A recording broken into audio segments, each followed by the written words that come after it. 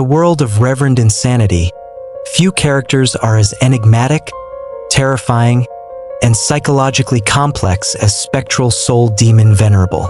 A figure who rose from a traumatic childhood to become one of the most feared and powerful beings in the goo world, Spectral Soul's journey is a masterclass in the exploration of trauma, obsession, and the pursuit of power.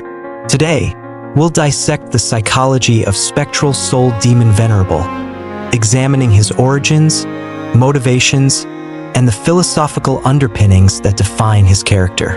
Spectral Soul's story begins with profound trauma.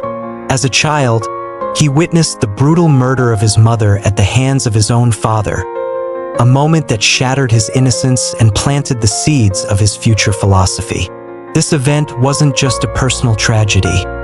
It was a catalyst that shaped his worldview. The betrayal by his family, coupled with the hypocrisy of the so-called righteous path, instilled in him a deep mistrust of morality and a belief that the world operates on a single universal law: to kill or be killed. His grandfather's attempt to indoctrinate him with the values of the righteous path only deepened his disillusionment. Instead of embracing courtesy and integrity, Spectral Soul saw through the facade. He recognized that even the most righteous actions were rooted in self-interest and violence. This realization marked the beginning of his descent into the demonic path. Spectral Soul's philosophy is both chilling and fascinating. He views killing not as a mere act of violence, but as a fundamental truth of existence. To him, life is a cycle of consumption and destruction.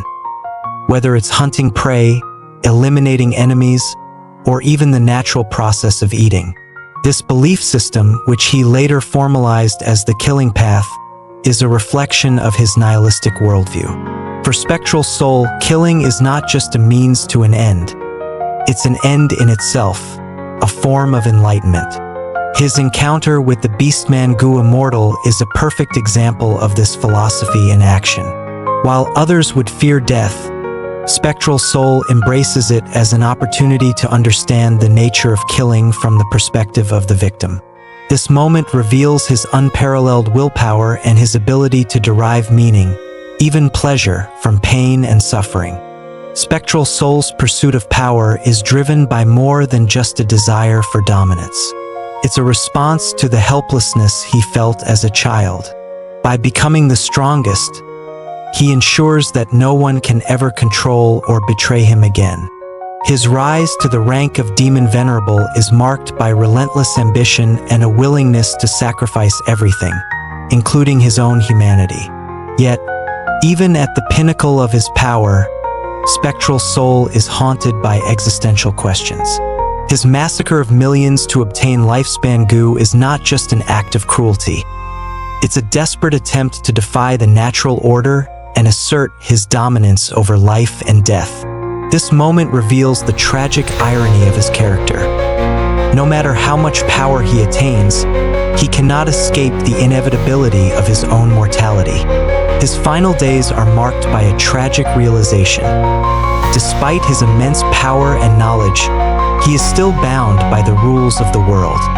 His injuries, whether self-inflicted or the result of his experiments, symbolize the ultimate futility of his struggle.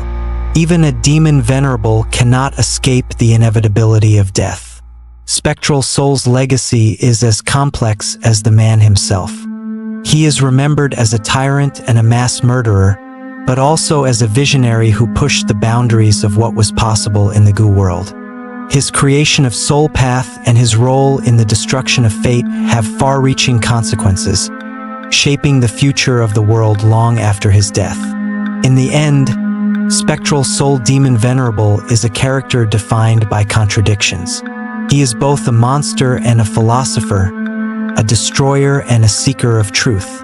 His story is a testament to the power of trauma to shape a person's destiny and the lengths to which one will go to find meaning in a seemingly meaningless world.